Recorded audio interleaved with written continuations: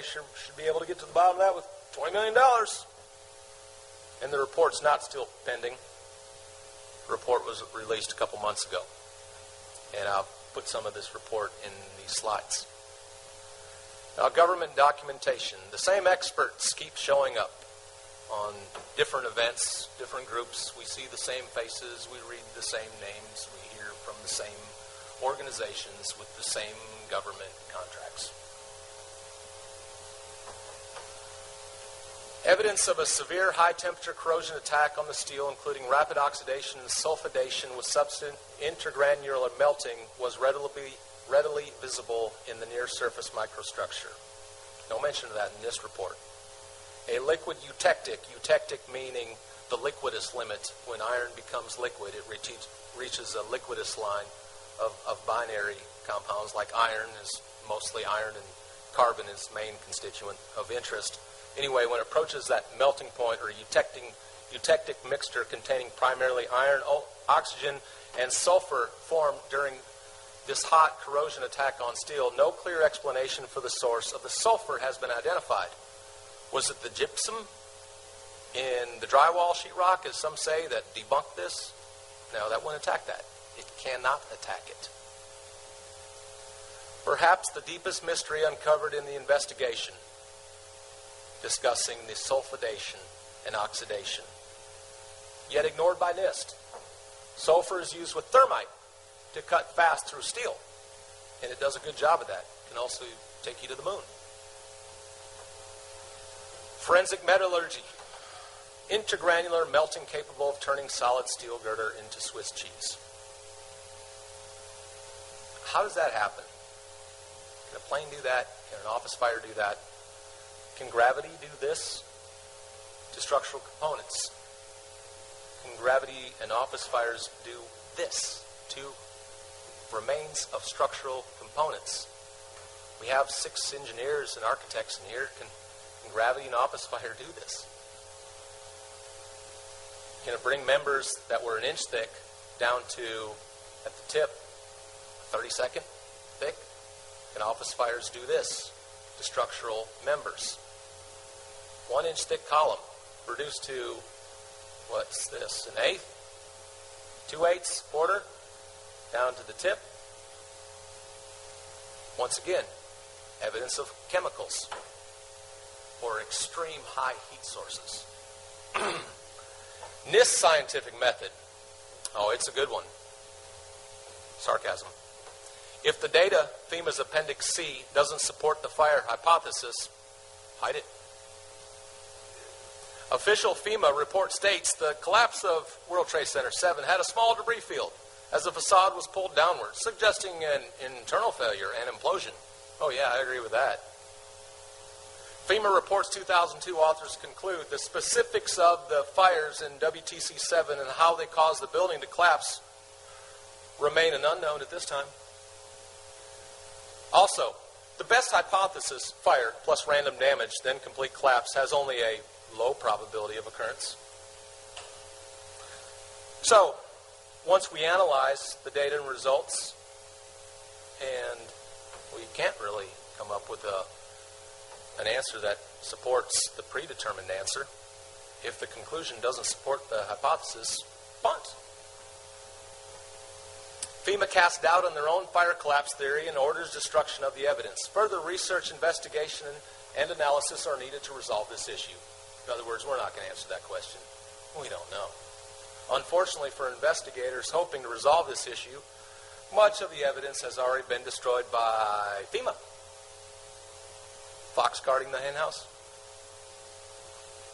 FEMA's destruction of evidence, largely recycled. A structural engineer from Houston told me there's about 100,000 tons of missing steel. How do you miss 100,000 tons? That's enough to make an aircraft carrier. Well, what they did have looks like they recycled. Up to 400 trucks per day removed all but 236 pieces of steel from the crime scene, effectively scrubbing it. Yeah, there's probable cause. If I was a cop, I would pull out my duty pistol and put it on that person with the bloody knife in the passenger seat and hearing moans and groans from the trunk. There's probable cause here for a murder times 3,000. And we're to believe that all this needed to be recycled hastily. And by the way, I worked with a person at Fort Hood military base in Killeen, Texas, who actually did this work. He went to New York City as a first responder. He was a first responder. He had training in CPR and so forth. And he told me about the tight controls that they put on him, the GPS installed in his truck. He was 10 minutes late back after he went to the harbor. He was one of those that took the truck to the harbor to have it unloaded into the barges. And he was questioned about being 10 minutes late back to ground zero. He thought it was really alarming that he was micromanaged everywhere he went. He couldn't be late for lunch. He couldn't carry a cell phone. Couldn't do this. Couldn't do that. Highly restricted. This damage should have been taken somewhere inland, laid out, and meticulously combed by all interested in independently investigating and researching what exactly caused this building really to fall. Building 7 fire expert and editor-in-chief of a 125-year-old fire engineering magazine demands to stop destruction of evidence. He said, "Crucial evidence that could answer many questions is on the slow boat to China. And astounding ignorance of government and officials to the value of a thorough scientific investigation being swept away. The destruction and removal of evidence must stop." Yeah, I agree. If the evidence contradicts the fire hypothesis, get rid of it. Recycle it. The 9/11 Commission report ignores World Trade Center 7. Why? It seems significant to me that on 9/11, a 610-foot building collapsed. You'd think that would be in the 9/11 Commission report. You'd think. Was NFPA 921 Guide for Fire and Explosion Investigations used? Standard arson investigation. Section 6.5. Important to remember that the conflict of interest should be avoided. Yet who's involved? Government contractors. The usual. I talked to Dr. Kirkpatrick, who led the FEA investigation of World Trade Center 7, and I asked him, how did you create your building geometry? And that's something that you have to do in FEA. You have to create the geometry in a CAD program. I use a Libre. There's Pro-E, there's SolidWorks, there's a lot of them. Garbage in, garbage out applies. I asked him, how'd you create your building model? Did you have plans? Well, we had limited plans. What does that mean? Well, we didn't have everything because everything was destroyed when the buildings were collapsed. Now, those that get involved with these large projects and are involved in building design, are plans archived? Were they microfished? Are they backed up to digital? Oh, yeah. Were they all destroyed when the building collapsed? Oh, I doubt it. This guy wasn't eager to talk to me for very long either. Applied Research Associates led the finite element investigation, and they also worked for the government. A controlled demolition expert tells us you blow out columns from below to get buildings to fall. This is controlled demolition. A team of experts did this. This was professional work. A PhD, professor and former chairman of the Department of Structural Dynamics and Earthquake Engineering of the Swiss Federal Institute said, in my opinion, the World Trade Center 7 was, with great probability, professionally demolished. A structural engineer from UC Berkeley.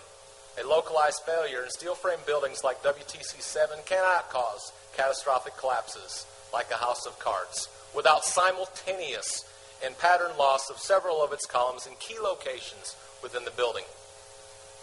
So, foreknowledge. The Deputy Chief Fire announces the imminent collapse. Get back. We're moving this command post out of the way. 5, 4, 3, 2, 1. We heard the bomb in the building. Eyewitness. By noon or 1 o'clock, they told us we had to move from the triage. The building 7 was going to come down. Foreknowledge. Who knew? Why didn't they tell everyone? Why did they tell people in the wake just before it came down? How did they know? Police and construction workers, keep your eye on that building. It's about to come down. The